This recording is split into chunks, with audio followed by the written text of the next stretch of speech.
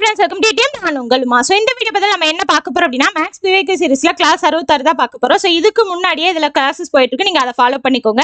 அதே மாதிரி reasoning பிவைக்கு சீரிஸ்லும் class போயிட்டு இருக்கு, நீங்க அதையும் ஃபாலோ பண்ணிக்கோங்க. இன்னைக்கான 5 கேள்விகள் 5மே பாத்தீங்கன்னா டிஃப்ரெண்ட் டைப்ல டிஃப்ரெண்ட் டாபிக்ல இருந்து இருக்கும். ஸோ தெளிவா கவனிங்க. பாருங்க, ஃபர்ஸ்ட் கொஸ்டின், ஒரு உருளையின் உயரம் 3.5 மீட்டர், அடிவிட்டம் 4 மீட்டர் எனில் உருளையின் கன அளவு. ஸோ உருளை ஒன்று இருக்குன்னு சொல்லிட்டாங்க, ஓகேவா?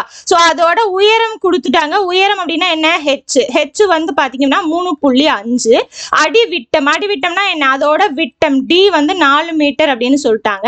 நமக்கு ஆரம் இருந்தாதான் உருளையின் கன அளவு போட முடியும் இல்லையா? சோ உருளையின் கன அளவு ஃபார்முலா பாத்தீங்க அப்படின்னா πr ஸ்கொயர் ஹெச். அப்ப இந்த இடத்துல ஆர் நமக்கு வேணும் இல்லையா? சோ என்ன பண்ணிக்கணும்? இந்த டில இருந்து ஆர் எப்படி கொண்டு வரலாம்? சோ d/2 தான் ஆர். அப்ப 4/2 = 2ங்கிறது தான் ஆர். அப்ப இந்த இடத்துல சப்ஸ்டிட்யூட் பண்ணுங்க, சிம்பிளிஃபை பண்ணீங்க அப்படின்னா ஆன்சர். பாருங்க, பைக்கு பதிலா 22/7, ஆர் வந்து 2 ஹெச் பாத்தீங்கன்னா 3.5. ஓகேவா? சோ இதை சிம்பிளிஃபை பண்ணா போதும். பாருங்க, 22/7 2 3.5. ஸோ 7ஆல இதை சிம்பிளிஃபை பண்ணீங்க அப்படின்னா 0.5ன்னு கிடைக்கும். ஸோ 22 4 0.5 இது எல்லாத்தையும் பெருக்குனீங்க அப்படின்னா 44ன்னு கிடைக்கும். ஓகேங்களா? So 44 metre cube. இதுக்கான ஆன்சர் பாத்தீங்கன்னா ஆப்ஷன் சி 44. ஓகேவா? ஸோ ஃபார்முலா தெரிஞ்சா போதும். ஸோ ஃபார்முலால அவங்க கொடுத்துருக்கிறது கொண்டு போய் சப்ஸ்டிட்யூட் பண்ணா போதும். அடுத்த கொஸ்டின் பாருங்க, 100 என்ற எண்ணின் கணத்தில் உள்ள பூஜ்ஜியங்களின் எண்ணிக்கை. கணம் அப்படின்னா என்ன? கியூப் அப்படின்னு அர்த்தம். ஓகேவா? ஸோ அதாவது 100ஓட கியூப் இருக்கு இல்லையா, அந்த வேல்யூஸ்ல எத்தனை பூஜ்ஜியங்கள் இருக்கும்னு கேட்குறாங்க. கியூப்னா என்ன அர்த்தம்? 100 3 டைம் பெருக்கணும். அதாவது இந்த மாதிரி வரும். ஓகேவா? ஸோ இதை பெருக்குனீங்க அப்படின்னா 1, அதுக்கப்புறம் பார்த்தீங்க அப்படின்னா எத்தனை இருக்கு? 2 4 6 0 வரணும். ஸோ இந்த இடத்துல பூஜ்ஜியங்களோட எண்ணிக்கை தான் கேட்குறாங்க. ஸோ மொத்தமா பார்த்தீங்க அப்படின்னா 6 பூஜ்ஜியங்கள் இருக்கு. ஆப்ஷன் டி தான் ஆன்சர். ஓகேவா? இதுவே வர்க்கம் கேட்டாங்க அப்படின்னா ஸ்கொயர் பண்ணணும்னு அர்த்தம். அடுத்து பாருங்க, முதல் 10 இயல் எண்களின் சராசரி. முதல் n இயல் எண்களின் சராசரிக்கான ஃபார்முலா பாத்தீங்க அப்படின்னா n+1/2. நார்மலா வந்து முதல் n இயல் எண்களின் கூடுதல் கண்டுபிடிப்போம் இல்லையா? கூடுதல் ஃபார்முலா என்ன? சிறப்பு தொடர்ல வரும், n × n+1/2ன்னு வரும். சராசரி அப்படின்னா கூடுதல் டிவைடட் பை அந்த நம்பர்ஸோட எண்ணிக்கை n. ஸோ n நம்பர் இல்லையா? அப்ப இந்த எண்ணும் கேன்சல் ஆகி n+1/2ன்னு வரும். ஸோ அதை நீங்க ஸ்ட்ரைட்டா ஃபார்முலாவே சப்ஸ்டிட்யூட் பண்ணிக்கலாம். இதை நீங்க ஞாபகம் வச்சுக்கிட்டாலும் சரி, இல்லை இப்படியே நீங்க மனப்பாடம் பண்ணிக்கிட்டாலும் சரி. ஸோ முதல் 10 அப்படிங்கிறதால n-க்கு பதிலாக 10ன்னு சப்ஸ்டிட்யூட் பண்ணுங்க. 10 + 1 / 2 11/2. அப்ப ஆன்சர் 5.5. ஸோ இதுக்கான ஆன்சர் ஆப்ஷன் சி. ஸோ முதல் n இயல் எண்களின் சராசரின்னு கேட்டா n+1/2. இதை மட்டும் ஞாபகம் வச்சுக்கோங்க. கூடுதல் கேட்டா மட்டும் n × n+1/2. அது வந்து ஏபிஜிபியில சிறப்பு தொடர்ல வரக்கூடிய ஃபார்முலா. ஓகேவா?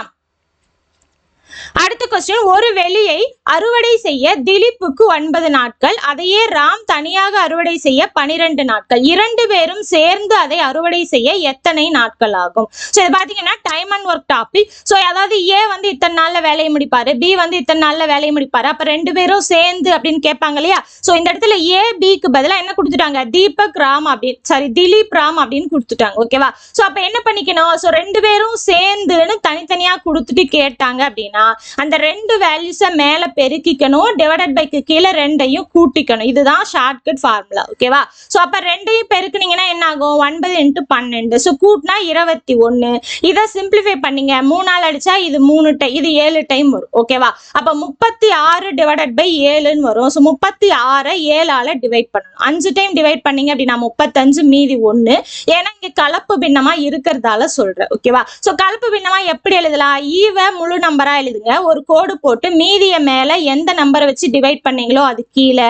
அப்ப ஆன்சர் 5/1/7 நாட்கள் தான். ஆப்ஷன் ஏ தான் ஆன்சர். ஓகேவா? சோ தனித்தனியா கொடுத்துட்டு 2 பேரும் சேர்ந்துன்னு கொடுத்தாங்க அப்படின்னா மேல 2ஐயும் பெருக்கணும், டிவைடட் பைக்கு கீழே 2ஐயும் கூட்டணும். ஒருவேளை 2 பேரும் சேர்ந்துன்னு கொடுத்துட்டு ஒருத்தங்க தனியா கொடுத்துட்டு இன்னொருத்தங்க தனியா எவ்வளவுன்னு கேட்டாங்க அப்படின்னா மேல 2ஐயும் பெருக்கணும், கீழே டிவைடட் பைக்கு கீழே பெரிய வேல்யூல இருந்து சின்ன வேல்யூவை கழிக்கணும். ஓகேவா?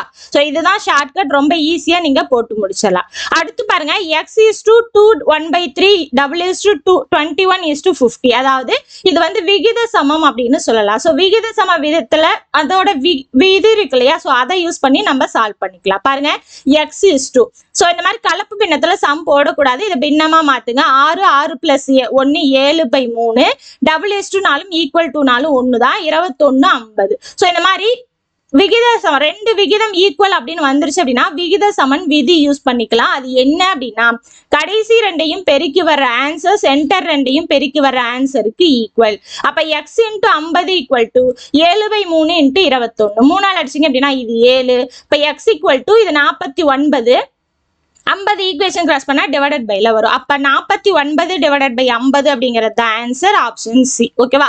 ஸோ இதோட பாத்தீங்கன்னா இன்னைக்கான 5 கேள்விகள் முடிஞ்சது. கண்டிப்பா உங்களுக்கு யூஸ்ஃபுல்லா இருந்திருக்கும். எந்த அளவுக்கு யூஸ்ஃபுல்லா இருந்துச்சு சொல்லிட்டு கமெண்ட் பாக்ஸ்ல கமெண்ட் பண்ணுங்க, லைக் பண்ணுங்க, உங்களோட ஃப்ரெண்ட்ஸுக்கும் ஷேர் பண்ணுங்க. இது வரைக்கும் நம்மளோட சேனலை சப்ஸ்கிரைப் பண்ணல அப்படின்னா சப்ஸ்கிரைப் பண்ணி சப்போர்ட் பண்ணுங்க. நம்ம அடுத்த கிளாஸ்ல பார்க்கலாம். தேங்க்யூ.